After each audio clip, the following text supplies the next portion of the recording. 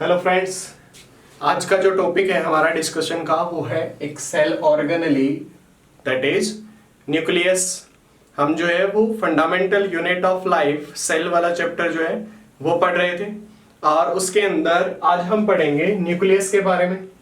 Nucleus अब तक हमने पढ़ा कि जो प्लांट सेल्स होती हैं उनके अंदर एक वैक्यूल प्रेजेंट होता है, बहुत बड़े साइज का जो है वो वैक्यूल प्रेजेंट होता है। इसी वजह से प्लांट सेल्स के अंदर न्यूक्लियस की जो पोजीशन है वो पेरिफेरल हो जाती है, मींस साइड्स में होता है, सेंटर में नहीं हो पाता।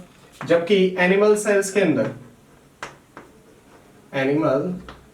के अंदर न्यूक्लियस जो है वो बिल्कुल सेंट्रल होता है, सेंटर में प्रेजेंट होता है न्यूक्लियस, जबकि प्लांट सेल्स के अंदर पेरिफेरल पोजीशन पर प्रेजेंट होता है। तो न्यूक्लियस जो है एक डबल मेम्ब्रेन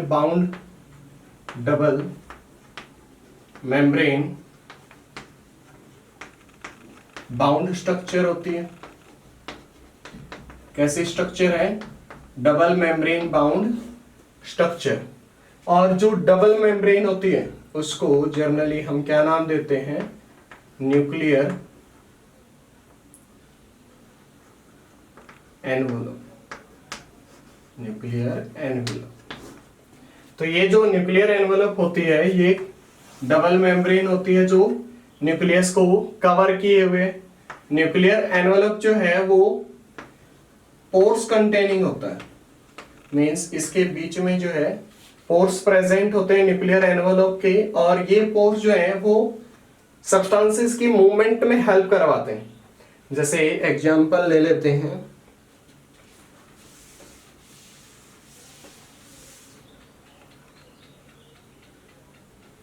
ये एक सेल है और इस सेल के अंदर यहां पर मान लिया न्यूक्लियस प्रेजेंट है और ये न्यूक्लियस की जो है न्यूक्लियर एनवलप है। तो इसके अंदर ऐसे पोर्स प्रेजेंट होते हैं ऐसे, और इन पोर्स के थ्रू सेल के कंटेंट न्यूक्लियस के अंदर और न्यूक्लियस के कंटेंट सेल के अंदर आसानी से मूव कर सकते हैं। तो न्यूक्लियर एनवलप किस चीज में हेल्प करेगी? Movement of substances from the nucleus और इन द न्यूक्लियस। क्लियर? अब न्यूक्लियस के अंदर फ्लूइड फिल्ड होता है, that is known as nucleoplasm. उस फ्लूइड को क्या नाम देते हैं? न्यूक्लियोप्लाज्म। न्यूक्लियोप्लाज्म जो है एक डेंस फ्लूइड होता है। अब न्यूक्लियोप्लाज्म के अंदर क्या प्रेजेंट होते हैं? क्रोमैटिन मटेरियल, यानी जेनेटिक इंफॉर्मेशन जो है वो कहां प्रेजेंट होती है? न्यूक्लियोप्लाज्म के अंदर।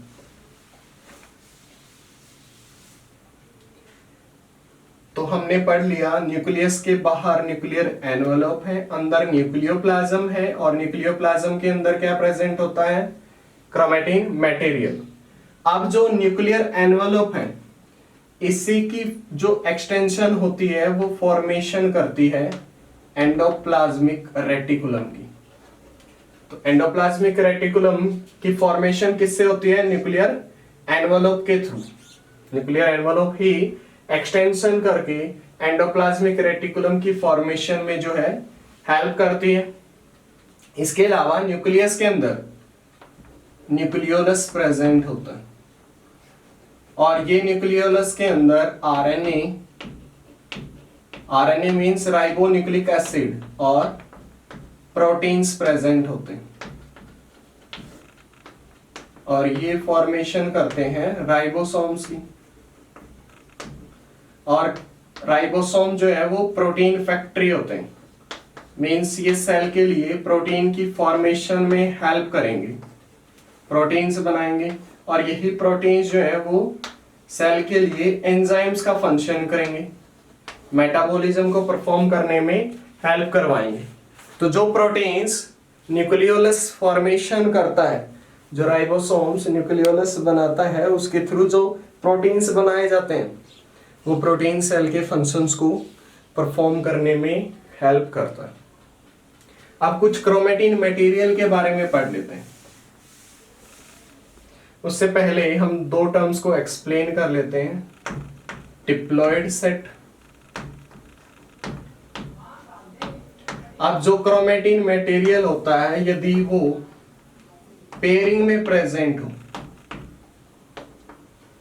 यानी दो सेट हो एक साथ, that is known as diploid. अब जो डिप्लॉयड है, एग्जाम्पल जैसे 2n, मतलब डबल सेट हो गया। जैसे हमारी बॉडी के अंदर 46 क्रोमोसोम बोलते हैं, क्रोमोसोम, या फिर 23 पेयर। तो हमारी बॉडी के अंदर डिप्लॉयड सेट जो है वो प्रेजेंट होता है। यहीं अगर बात करें हैप्लॉयड की, तो हैप्लॉयड के अंदर पेयरिंग नहीं होती, यहां पर single set of chromosomes present होता है। सिंगल सेट ऑफ क्रोमोसोम्स, यानी सिर्फ n कंडीशन जो है वो यहां पर प्रेजेंट होती। तो आई होप आप लोगों को डिप्लॉयड और हैप्लॉयड में के बीच में डिफरेंस जो है वो समझ में आ गया होगा। Diploid means two set of chromosomes और haploid means single set of chromosomes. अब पढ़ लेते हैं कि जो न्यूक्लियस है उसके अंदर डीएनए प्रेजेंट होता है, यानी deoxy ribo nucleic acid. Deoxyribo nucleic acid. और ये डीएनए हमारी बॉडी के लिए जेनेटिक मटेरियल का काम करता है। मींस एक तो सेल के फंक्शंस को कंट्रोल करने में हेल्प करता है, और दूसरा जो पेरेंट्स की बॉडी के अंदर जो इंफॉर्मेशन है, जो कैरेक्टर्स है, उसको बच्चों में ट्रांसफर करने के लिए, इनहेरिटेंस को परफॉर्म करने के लिए डीएनए जो है वो रिस्पॉन्सिबल होता है। अब डीएनए का सारा भाग जो है वो फंक्शनल नहीं होता, तो फंक्शनल सेगमेंट जो होता है डीएनए का उसको नाम देते हैं gene. Functional unit of DNA is known as gene. Functional unit of inheritance भी कह सकते हैं, मींस जो फंक्शनल पार्ट होता है डीएनए का, that is known as gene. अब ये जो डीएनए होता है इसकी लेंथ बहुत ज्यादा होती है, इसी वजह से ये जो है कंडेंस्ड होता है और फॉर्मेशन करता है न्यूक्लियोसोम की, न्यूक्लियोसोम्स बनाता है। डीएनए प्रोटीन्स के चारों तरफ रैपिंग करता है और किसकी फॉर्मेशन करता है? न्यूक्लियोसोम। न्यूक्लियोसोम्स फर्दर क्वाइल्ड होता है, फॉर्मेशन करता है सोलेनॉइड्स की। सोलेनॉइड्स जो हैं क्रोमेटिन मटेरियल बनाते हैं, क्रोमेटिन मटेरियल की फॉर्मेशन करते हैं। जैसे मान लिया ये न्यूक्लियस है, इसके अंदर क्रोमेटिन मटेरियल ऐसे थ्रेड लाइक स्ट्रक्चर्स में प्रेजेंट होता है। अब जब सेल डिवाइड करने वाली होती है, ये क्रोमेटिन मटेरियल जो है एक फिक्स स्ट्रक्चर ले लेते हैं, that is known as chromosome. तो जैसे मान लिया है कि ये सेंट्रोमियर है और यहाँ पर ऐसी आर्म्स जो है वो प्रेजेंट होती, तो ये जो स्ट्रक्चर होती है सेल के अंदर, that is known as chromosome. This one is centromere and these are chromatids. जो ये आर्म्स हैं, भुजाएं हैं क्रोमोसोम की, इसको क्या नाम देंगे? क्रोमेटिड्स। तो न्यूक्लियस का फंक्शन क्या है? एक तो न्यूक्लियोलस आरएनए की फॉर्मेशन में हेल्प करता है, राइबोसोम्स बनाता है, प्रोटीन्स की फॉर्मेशन होती है, वहां से वो प्रोटीन सेल के अंदर आकर फंक्शन करते हैं, हार्मोन्स बनाने में हेल्प करते हैं, और जेनेटिक मटेरियल होता है इसके अंदर जो सेल के फंक्शंस को कंट्रोल करता है। और इसी वजह से न्यूक्लियस को ब्रेन ऑफ द सेल भी बोलते हैं।